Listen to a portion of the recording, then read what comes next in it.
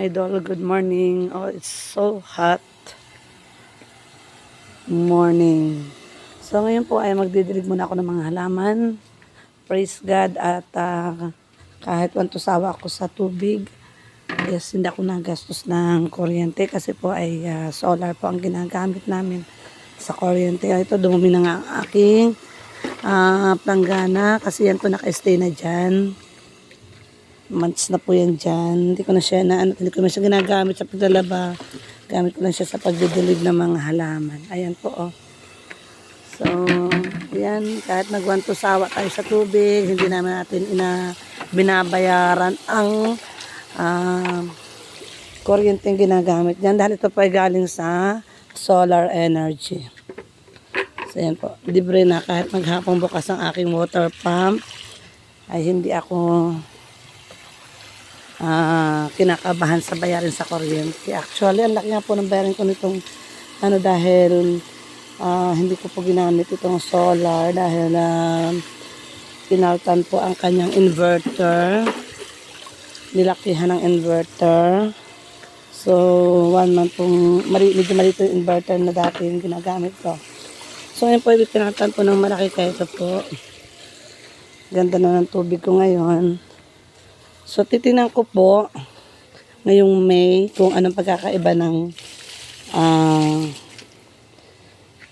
ng bayarin ko sa kuryente. Kasi ngayon pong month of April, dumating po yung bill namin inasa worth 5,000 plus ang aking kuryente. Kasi noon po yung water pump ko is electricity po ang nagpapagana.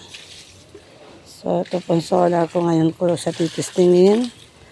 Pero sa tingin ko po, ang laki talaga ng tutulong na solar.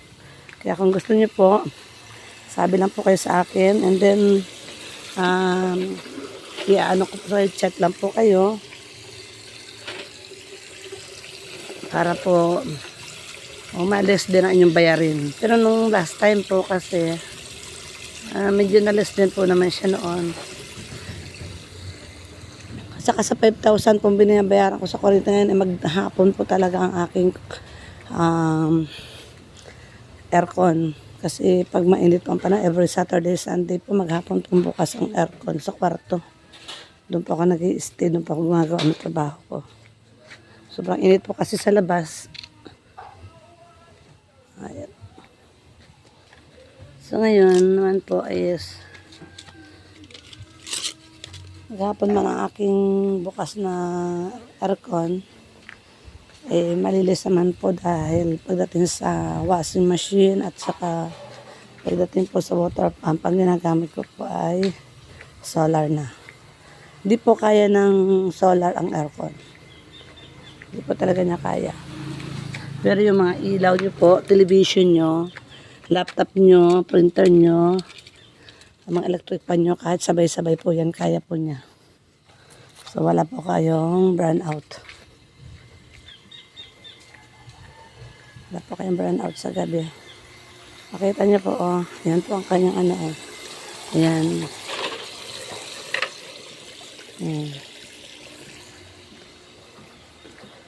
Sarap magdilig, gumamit ng tubig pag libre ang kuryente.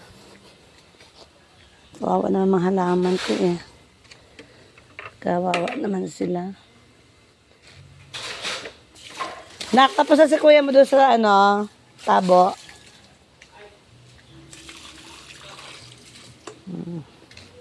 Kaya wala po sawa din ang aking paligo sa mga halaman.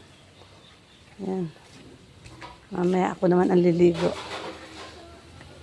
Okay.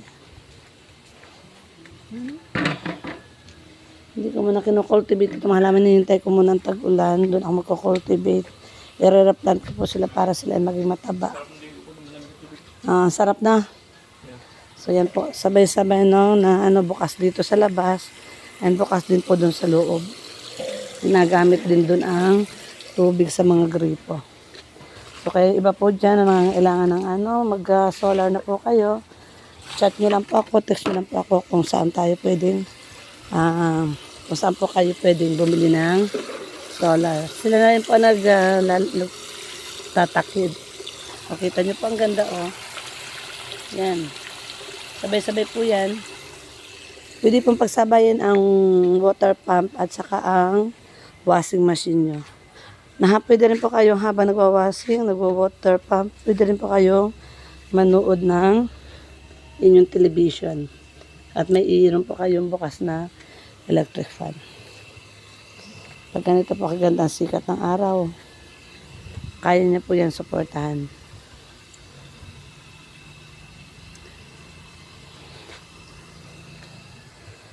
Okay po. Tingin ko, sarap na ng pakaramdam ng mga halaman ko. Ito po sa baba. Sa taas po nakapag dilig na rin po ako. So, yan. Tingnan lang naman ang halaman.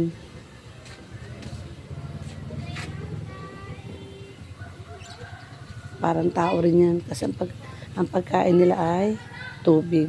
Ang taong pakainin.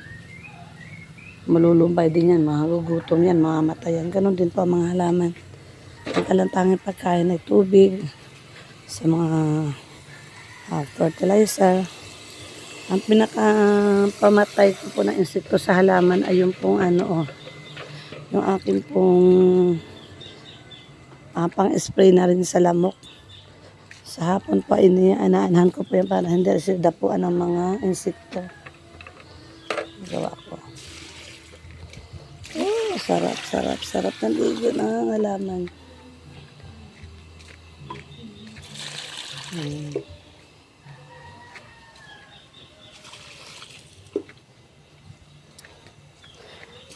Maglagay kayo ng isang doon sa lalagyan ng tubig para may inuman ng mga aso, kawawa naman. Pag sila inauhaw, dito sa likod, sa back door na gripo, ay lagyan nyo ng na may tubig. Parang aso kapag nauhaw, meron silang iinuman. Kawawa naman, sobrang init ng panahon na ito. Talaga mababangaw ang aso kapag hindi siya nakainom.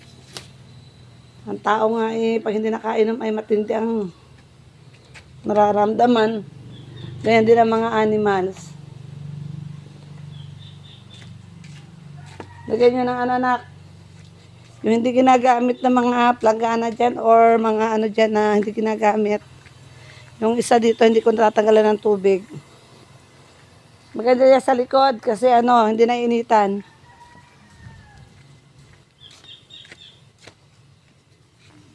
Okay, thank you po. Nakadilig ako sa lahat ng halaman. Tinulungan ako ng aking anak, Tutoy.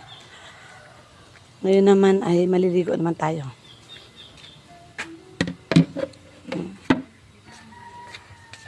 Okay. Sarap ng pakaramdam kapag malinis ang buong paligid. And ang mga halaman ay nakainom na sila ng nadiligan na sila. So, pwede muna ito.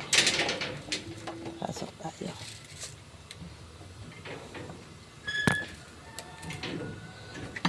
Ayan. Mga anak ay busy. Sila po ay nagsasagot ng mga modules. Then after paligo pa ako, upo na rin pa ako sa computer.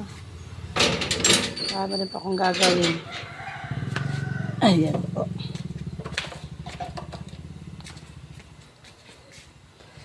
Ang mga halaman natin. Yan. Okay. Hello. Si Daddy, dahil mababa yung pinapatong niyang mesa. Nahirapan siyang umupo ng mababa. Ayan po.